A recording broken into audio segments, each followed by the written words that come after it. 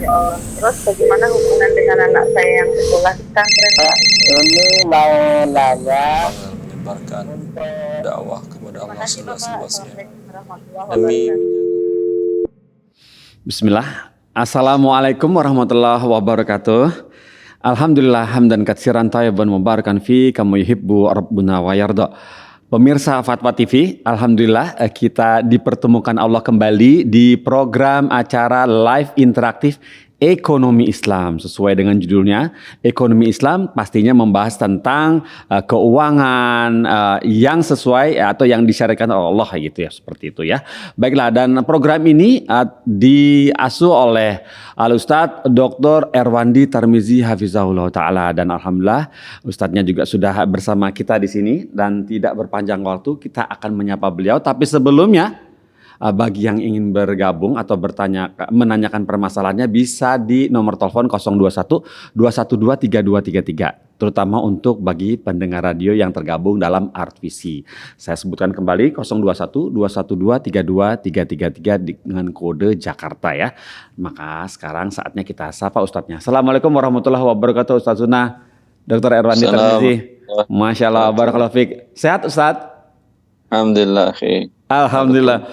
Sekarang di Jakarta Pusat hujan, Ustadz. Bagaimana dengan Cibubur? Besar hujannya? Alhamdulillah juga hujan. Nah, alhamdulillah. Berarti serentak Allah kasih rezekinya. Ustadz, iya Ustadz, alhamdulillah kami beruntung dan senang sekali antum masih bisa meluangkan waktu bersama kita sama-sama di sini untuk menjawab beberapa keluh kesah jamaah atau pemirsa kita di sini yang terkumpul di website kita di sini, dan semoga antum diberikan keberkahan atas, dan kita semua bisa diberikan taufik untuk mengamalkannya. Untuk awal-awal Ustadz, berikan dong kita nasihat. Ini bagaimana supaya kita tuh, ya kan bisnis sekarang sedang tumbuh lagi, bergejolak lagi, semangat lagi tampak dari toko-toko online itu Ustadz, dan bagaimana supaya kita tetap lurus dan lebih mendominasikan pikiran kita itu mencari keberkahan bukan untung banyak itu Ustadz. Ya, mohon kami diberi nasihat terkait mengenai itu. Ya, baik. Alhamdulillah Rabbil Alamin, wa bihi nasta'in, wa nusalli wa nusallim wa nubarik ala nabiyyina Muhammadin wa alihi wa sahbihi ajma'in, wa ba'du. Ikhwani wa akhwati fillah, semua makhluk di atas muka bumi ini yang bernyawa diberi Allah rezeki mereka, dan Allah tunjukkan kepada masing-masing keberadaan rezeki mereka tersebut. Kita terkadang hanya duduk di rumah saja, tahu-tahu ada WA, mungkin dari teman lama, mungkin dari mantan kolega dan segala macam, akhi atau bro, segala macam panggilannya. Ini ada pekerjaan untuk Anda. Ya. Allah yang mengantarkan rezeki kepada Anda. Allah menunjukkan, walladzi qaddara fahada. Dia Allah yang menetapkan rezeki masing-masing makhluknya, dan dia tunjukkan masing-masing makhluknya kepada rezekinya tersebut. Masya Allah. Hewan lebih luar biasa lagi rezeki mereka. Kita lihat burung yang Nabi contohkan kita, yang Nabi sampaikan agar kita mencontohnya. Law annakum tatawakkaluna 'alallahi haqqa tawakkulih razaqakum kama yarzuqut tayr taghdu khimasan wa taruhu bitana.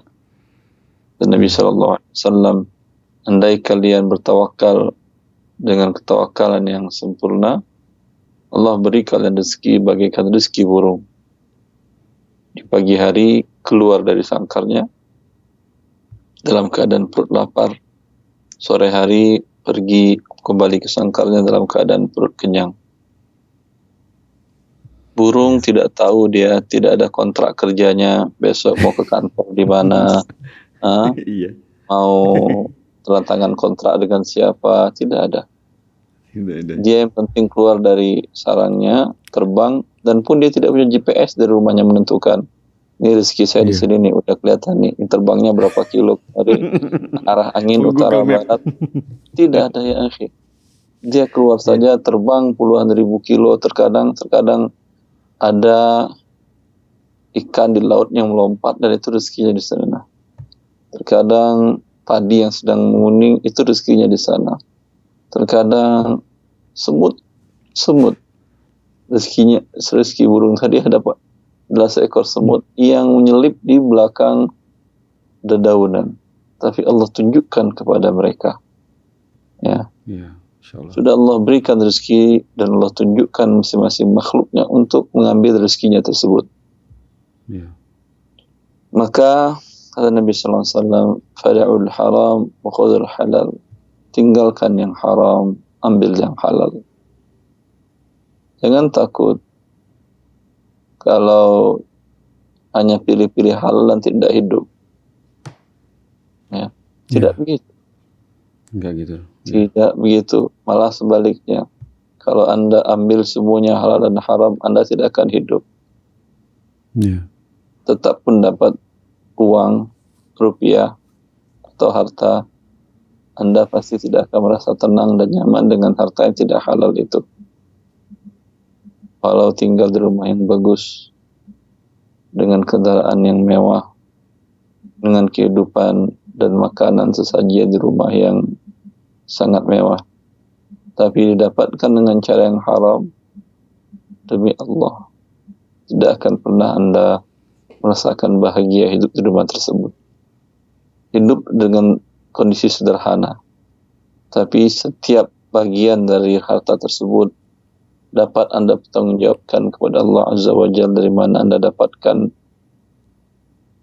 dan cara membelanjakannya yang nanti akan ditanyakan oleh Allah ketika awal seseorang berada di padang mahsyar. Ditanya tentang umurnya, untuk apa dihabiskan, ilmunya, apa yang dia lakukan, hartanya dari mana didapatkan, dan untuk apa dia belanjakan. Maka bila tidak lulus pertanyaan pertama, dari mana didapatkan, dan tidak bisa menjawab didapatkan dengan yang halal, tentu ini merugi. Terus tes pertama Anda sudah gagal. Tes keduanya didapatkan dengan yang halal, tapi dibelanjakan dengan cara yang halal atau tidak. Bila tidak, Anda akan merugi selama-lamanya. Maka kerugian di dunia tadi mendapatkan yang halal sudah rugi, dan dia berakibat kepada kerugian yang sangat panjang selama-lamanya tidak berhenti. Maka seorang yang berfikir, seorang yang berakal, yang diberikan nalar oleh Allah Azza wa Jalla, dia tidak akan mau mengorbankan kebahagiaan di dunianya dan di akhiratnya dengan keberlapnya harta-harta tersebut. Wabillahi taufiq. Masya Allah, barakallahu fikum Ustaz. Masya Allah. Barakallahu fikum Ustaz atas nasihatnya. Masya Allah, semoga kita semua dan pemirsa dapat bisa paham betul apa yang sudah disampaikan Ustaz Randi dan mencoba melakukan atau mengamalkan apa yang disarankan beliau dan menjauhi apa yang sudah di beliau katakan itu sebaiknya dijauhi. Alhamdulillah saat ini sudah tergabung juga telepon masuk, coba kita sapa ini pemirsa Ibu Cahya di Jakarta ini kalau nggak salah. Assalamualaikum Fatwa TV. Waalaikumsalam. Iya. Wabarakatuh. Iya Bu, silakan. Ada yang mau ditanyakan Ibu Cahya? Ada Pak. Assalamualaikum warahmatullahi wabarakatuh Ustadz. Assalamualaikum warahmatullahi wabarakatuh. Mau tanya Ustadz, apakah skema ini halal Ustadz? Jadi ada perusahaan A Ustadz butuh aset, misalnya kapal Ustadz senilai 1 miliar. Terus sekelompok orang patungan untuk beli aset itu. Jadi yang beli jadi pemilik barang sesuai porsi uang yang disetor. Terus uang patungan itu dikumpulkan ke bank, misalnya Bank BSI. Nanti Bank BSI ini yang menjadi wakil dari orang yang patungan tadi untuk beli kapal. Setelah kapal jadi milik kita, kapal tadi disewakan ke perusahaan A. Nah misalkan harga sewanya itu 500 juta per 6 bulan. Jadi pas bulan ke-6 Bentar. Harga 1 miliar sewa 600 juta per 6 bulan. Masuk akal. Misalnya Ustadz itu. Iya, tapi juga yang masuk akal lah. biasanya kalau saya sewa itu 5% dari harga aset. Oh, Masya Allah. Tuh. Ya begitu Bu Cahaya. Ya, Ya misalnya ya. Ya, Silakan teruskan Bu Cahaya. terus jadi perusahaan A tadi bayar hasil sewanya itu ke pemilik aset tadi sesuai dengan porsi yang kita setorkan nih Ustadz. Pertanyaan saya, apakah si bank ini boleh mendapatkan untung dari menjadi wakil kita untuk membeli barang itu Ustadz? Kenapa bank syariah yang beli barang? Ini tuh semacam crowdfunding securities gitu Ustadz.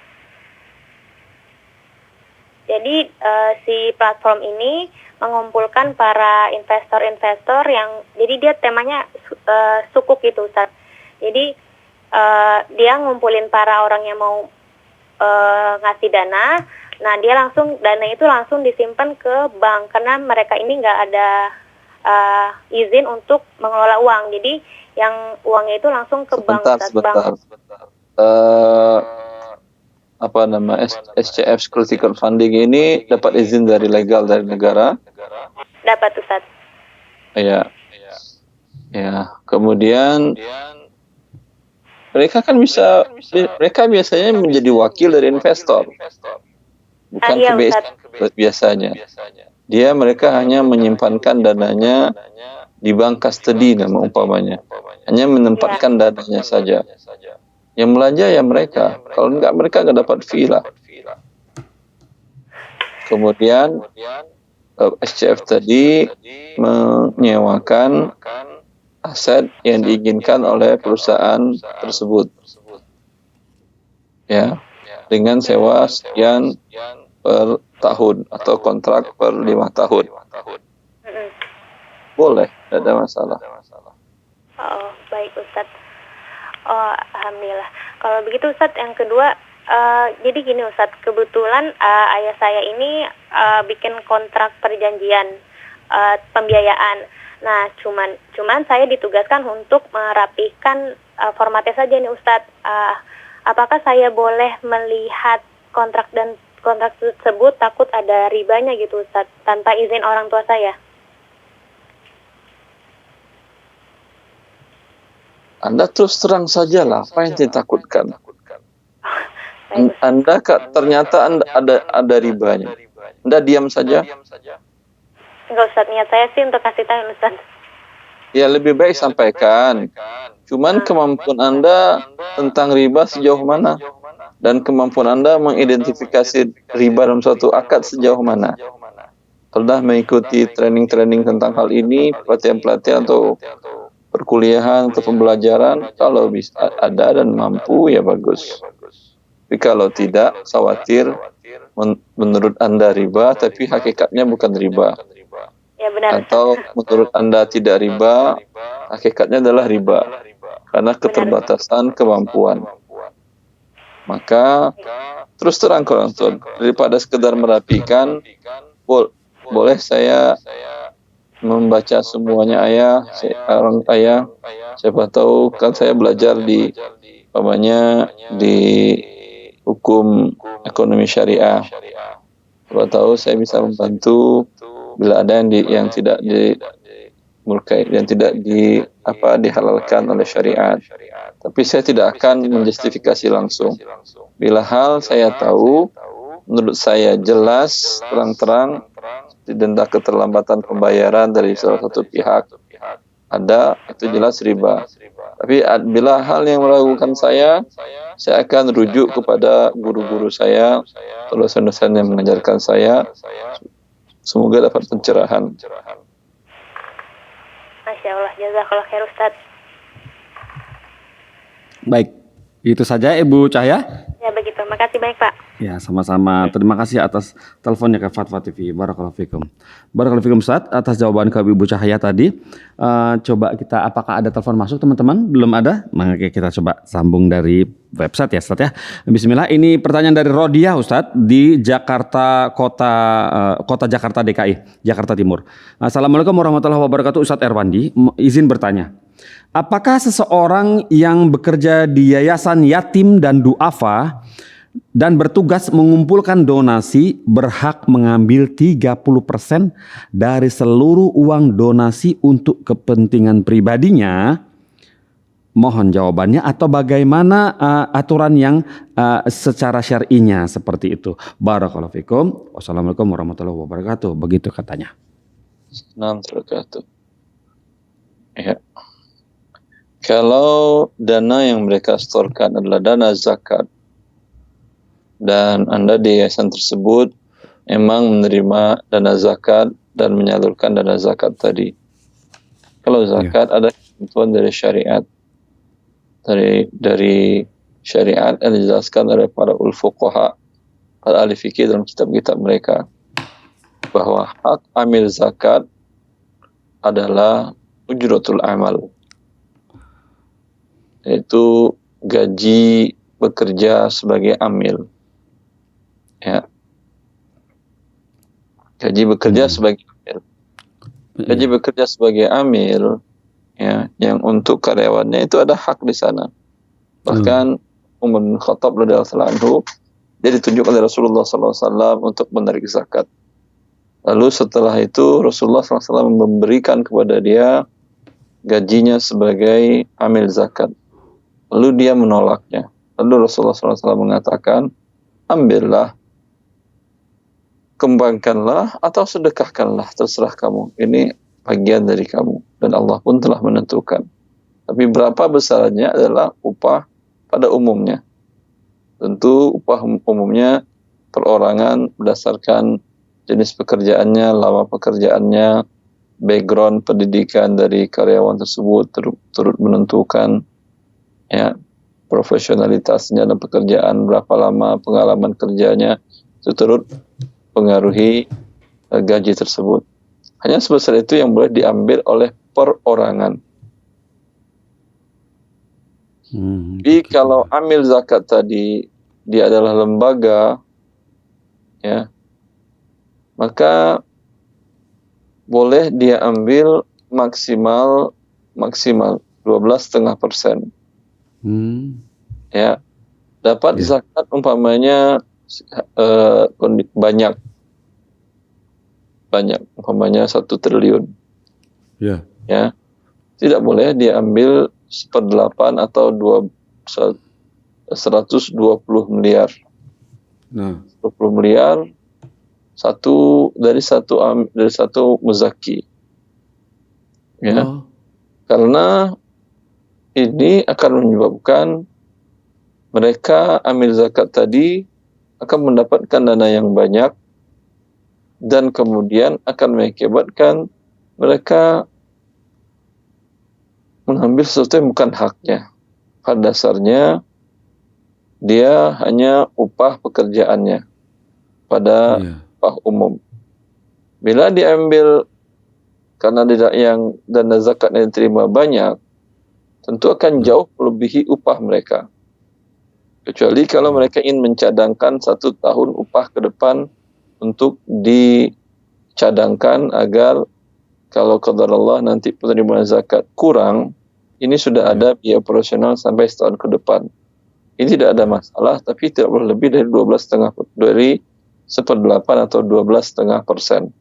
Gitu. Tapi penyalurannya kepada setiap karyawannya itu bukan 12,5%. Itu adalah sesuai dengan upah kerja pada umumnya. Upah kerja tentu tadi seperti saya katakan dipengaruhi dengan background pendidikan masing-masing, job desk-nya, kemudian kontribusi pekerjaannya dan seterusnya, dan pengalaman kerjanya. Seperti itu. Itu zakat. Kalau lembaga ini bukan menerima dan mengelola zakat, tapi infak, zakat, dan sedekah, ya, itu tidak ada ketentuan dari syariat. Ketentuan khusus tidak ada. Berbagai kebijakan yang diterapkan oleh lembaga yayasan sosial tadi. Kalau di Arab Saudi mereka menerapkan, tapi mereka declare di awal, menyatakan di awal bahwasanya kami menyalurkan zakat, infak, sedekah Anda, zakat tidak, sedekah, wakaf, infak kami salurkan sesuai dengan divisi yang kami miliki, tapi setiap itu kami potong 5% untuk biaya operasional. Iya. Untuk operasional 5%. Umumnya setahu saya di Arab Saudi 5%. Bila ada orang yang ingin umpamanya bikin wakaf untuk bangun masjid, karena di Arab Saudi umpamanya masjid banyak dan terpelihara, dia ingin mendirikan masjid wakaf di Indonesia, di daerah Pulau X, umpamanya kalau kita katakan di Jambi, umpamanya pulau di provinsi Jambi, ya, maka mutabarri' atau donatur tadi dia ingin membangun, dia ngumpulkan dari dana keluarganya untuk bikin bangun masjid tadi, terkumpul dana mereka wakaf tadi sekitar 5 miliar, ya, 5 miliar. Ya. Kalau dia ingin melakukan sendiri, datang dia ke Indonesia dan kemudian survei ke Jambi, cari lahan yang tanah wakaf agar dibangun masjid dengan spek seperti ini, jami' bisa, ketentuan ya. Ketentuan yang jelas, spesifikasi yang jelas. Tentu biayanya mungkin bisa lebih dari 20% dari yang 5 miliar tadi. Biasanya untuk menghemat tadi, kalau mereka kenal tempatnya atau kenal orang yang dihubungi di Indonesia, mereka menyerahkan dananya via yayasan sosial tadi di Arab Saudi. Lalu pihak Arab Saudi mengatakan, yayasan mengatakan, kami potong 5% untuk operasional kami. Apa operasional kami? Kami punya cabang di Indonesia. Cabang itu akan survei ke tempat layak atau tidak. Tanahnya wakaf atau bukan, kami cek. Kalau ternyata tidak wakaf, nanti hilang dan wakaf keluarga kalian yang 5 miliar rupiah tadi. Kami cek. Kemudian kami yang mencarikan kontraktornya, karena banyak juga kaum muslimin di Indonesia atau yang lainnya yang mereka tidak amanah. Uang sudah diserahkan, kemudian masjid tidak kunjung dibangun. Mencari kontraktor yang mana, itu kan semua butuh biaya. Dan akan ada insinyur yang datang untuk mengawasi ini dari Arab atau dari cabang di Jakarta. Itu semua kan butuh biaya. Maka mereka minta sebanyak 5%. Kalau tadi 5 miliar, berarti 5%-nya berapa itu? 250 juta. Iya. Ya, sebesar itu untuk biaya operasionalnya. Dan juga operasional kantor mereka juga di Arab Saudinya dan juga kantor cabangnya di Jakarta. Itu yang di Arab Saudi.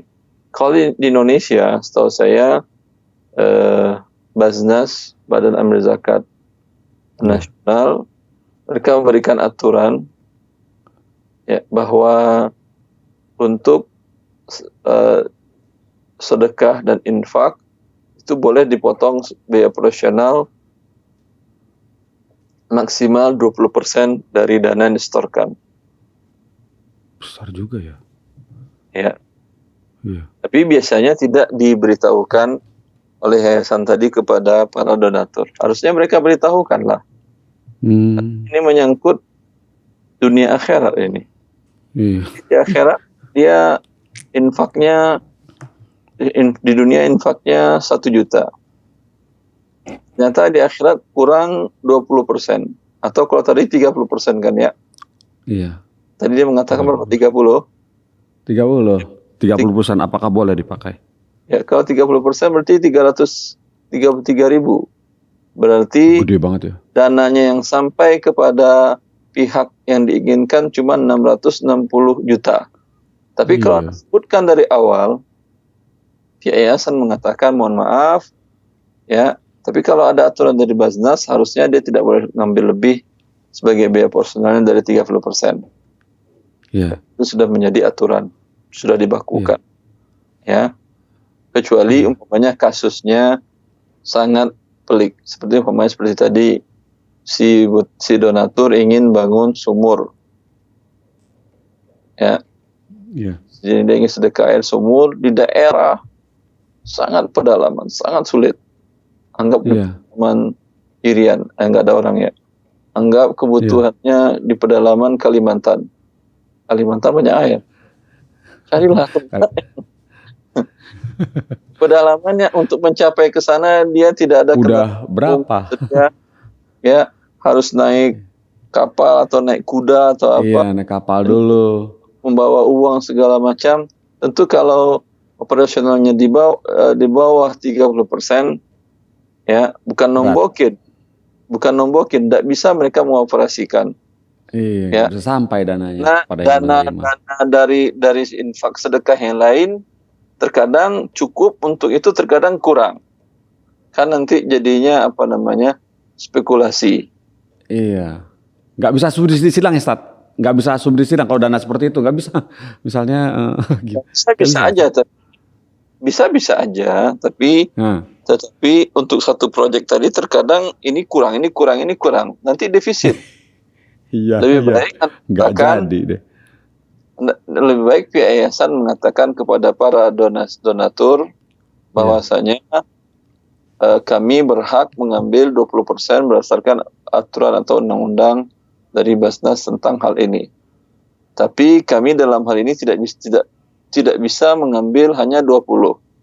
Dengan alasan seperti ini tempat jauh, kemudian membeli umpamanya sedekah air tadi, tentu mereka harus beli semen, beli tangki, beli pipanisasi pipa itu dari jarak yang sangat jauh. Tentu biaya operasionalnya tidak bisa dengan biaya operasionalnya tidak bisa dengan 20% tadi umpamanya. Belum lagi tempat itu umpamanya sering hal-hal yang mengkhawatirkan. Jatah preman. Butuh umpamanya, umpamanya pihak pengaman. Nah, pengamanan ya betul, perizinan pengamanan ya. Pengawalan dan segala macam itu kan semua butuh operasional. Iya, betul. Lebih baik terus terang kami tidak bisa. Kalau ini Anda lakukan sendiri aja atau Anda langsung dengan pihak yang ada di daerah tersebut untuk sedekah Anda yang Anda inginkan itu, infak terikat yang Anda inginkan itu. Barakallahu fikum, Ustaz, seperti itu. Jadi semua itu memang banyak sekali faktor yang harus dihitung ya, Ustaz ya. Banyak sekali variabel yang betul-betul harus diteliti, sehingga tapi yang bisa saya tangkap di sini adalah kejujuran ya. Jadi dari pihak yang penerima dana tersebut harus belak-belakan kepada yang menyerahkan, sehingga apa yang nanti alokasi dananya untuk apa, proyeksi dananya untuk apa, begitu, Ustaz ya, betul? Iya, iyalah. Iya, betul. Itu dia bentuk transparan seperti itu ya. Karena nanti ini juga akan diaudit oleh pihak Basnas kalau lembaganya resmi ya. Iya. Setiap laporan keuangan itu akan diaudit. Tadi mereka harus menyetorkan laporan keuangannya ke Basnas kalau saya tidak salah untuk diaudit. Iya. Betul, Ustaz. Pastinya ada auditornya. Dengan begini orang-orang para donatur menjadi tenang. Tidak ada penggelapan dari pihak yayasan. Iya, kalau tidak diaudit, mereka terima dana banyak, penyalurannya ke tujuannya tidak sampai sebesar yang mereka berikan, ya, maka ini ada baiknya. Iya, betul, Ustaz. Jadi jangan suudzon. Kadang berpikir kalau diaudit berarti lihatin ya, jangan nanti ada teroris segala macam dana untuk dana pembiayaan teroris. Iya.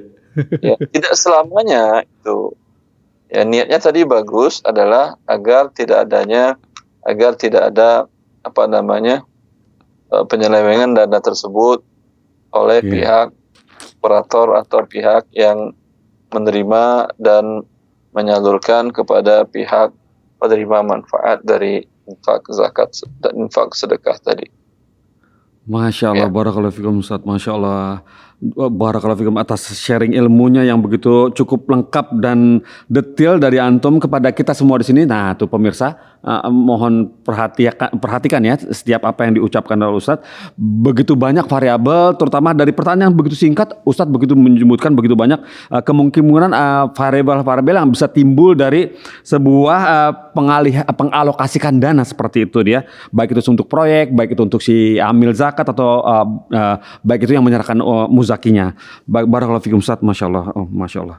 Baiklah, ini sudah ada penelpon masuk Ustaz, coba kita sapa nih. Semoga masih tetap tersambung. Bapak Hadi di Jakarta ya. Assalamualaikum Fatwa TV.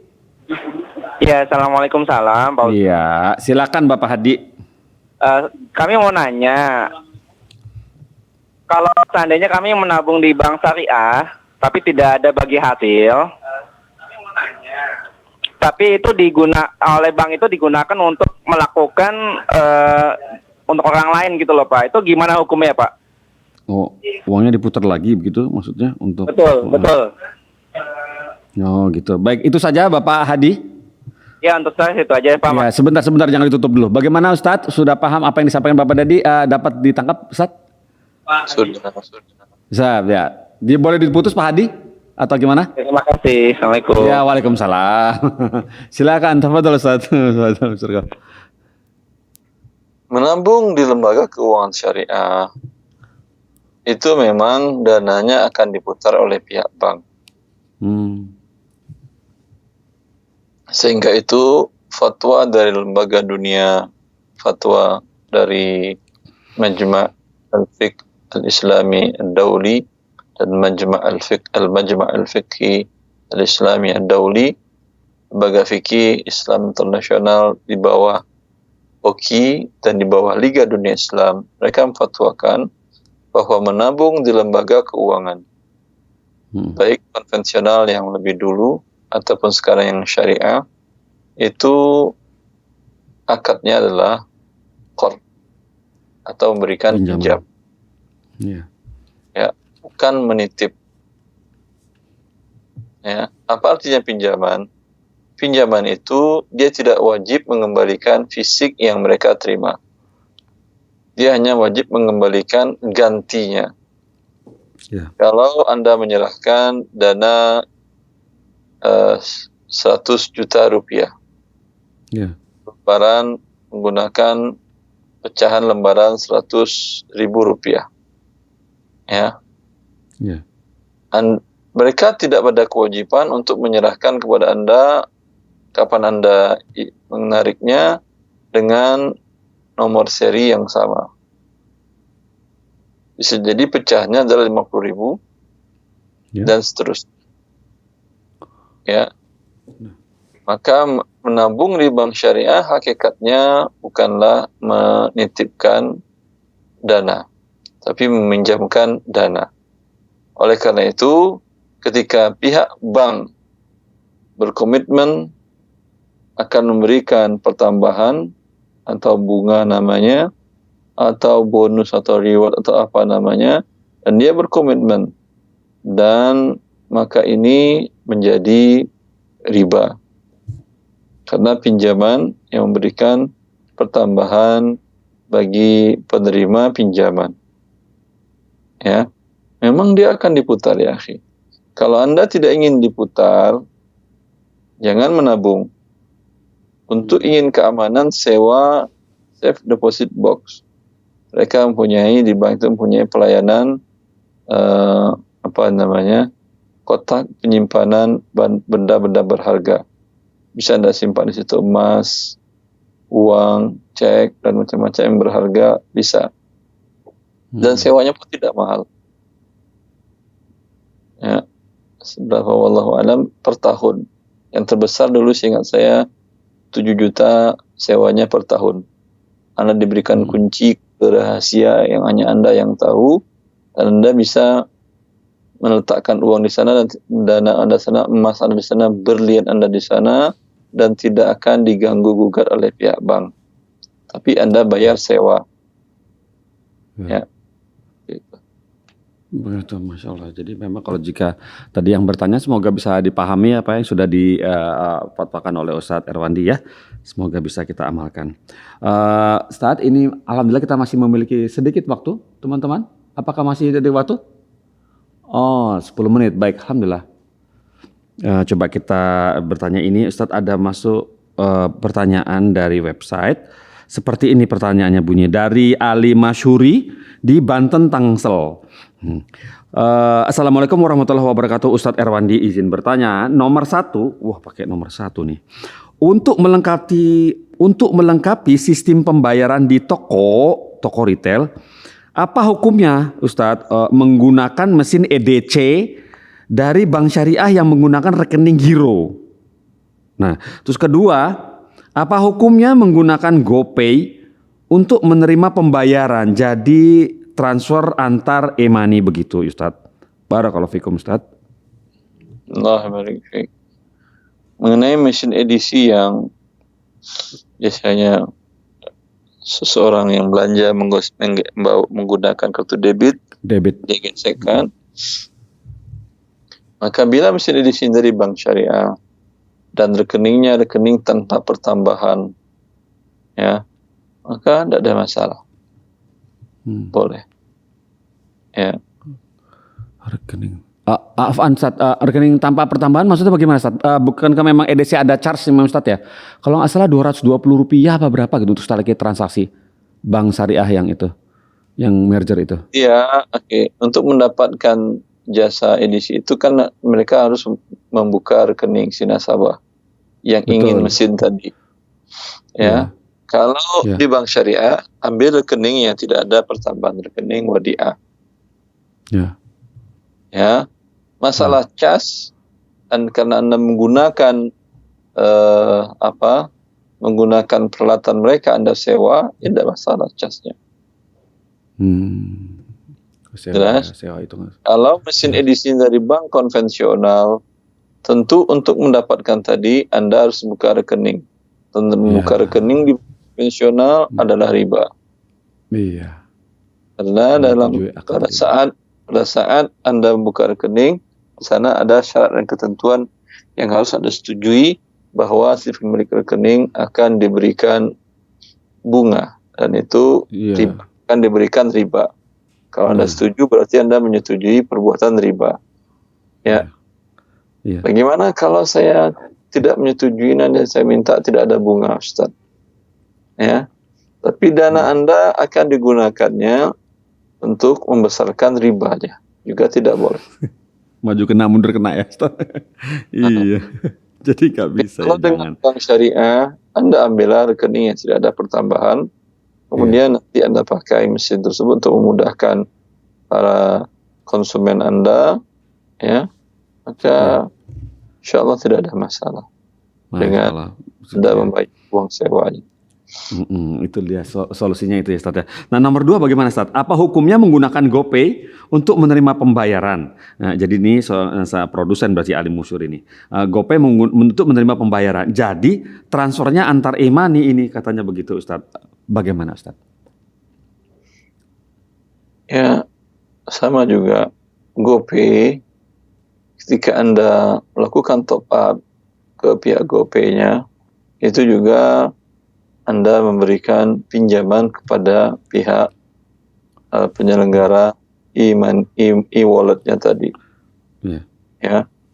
Dan tidak ada kesepakatan memang ketika Anda membuka dompet elektronik tadi bahwa akan Anda diberikan pertambahan, tidak ada.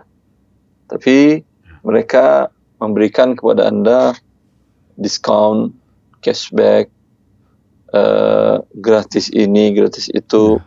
Ini adalah bentuk pertambahan.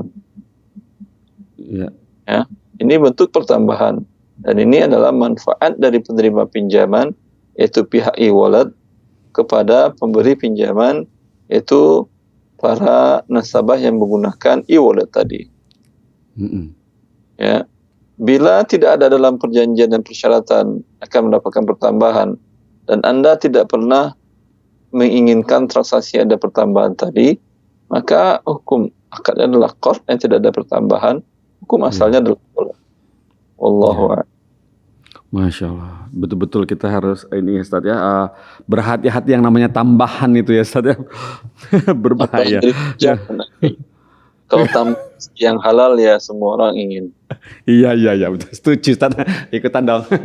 Barakallahu fikum Ustaz atas semua ilmu yang sudah antum curahkan kepada kami semua di sini. Semoga kita dapat mengambil pelajaran dari apa yang sudah antum kisahkan kepada kami. Bukan cuma kisahkan, detilkan varian-variannya, Masya Allah. Barakallahu fikum, semoga Allah memberkahi ilmu yang dititipkan kepada antum. Barakallahu fikum Ustaz. Oh ya Ustaz, boleh kami tutup acaranya? Silahkan. Barakallahu fiikum. Pemirsa Fatwa TV, alhamdulillah mantap ya acaranya ya. Panjang lebar Ustadz Irwandi menjelaskan secara detail semua pernak-pernik mengenai masalah ekonomi, dana, infak, duafa dan segala macamnya. Semoga kita Allah pertemukan kembali nih di pekan depan di hari yang sama, jam yang sama, Ustadz yang sama, insyaallah. Kita tutup dengan kafaratul majelis. Subhanakallahumma wa bihamdik asyhadu an la ilaha illa anta astaghfiruka wa atubu ilaika. Wassalamualaikum warahmatullahi wabarakatuh. Salam. Ya Allah. Terus bagaimana hubungan dengan anak saya yang sekolah di pesantren? Ini mau nanya menyebarkan dakwah kepada Allah seluas-luasnya Assalamualaikum warahmatullahi demi wabarakatuh.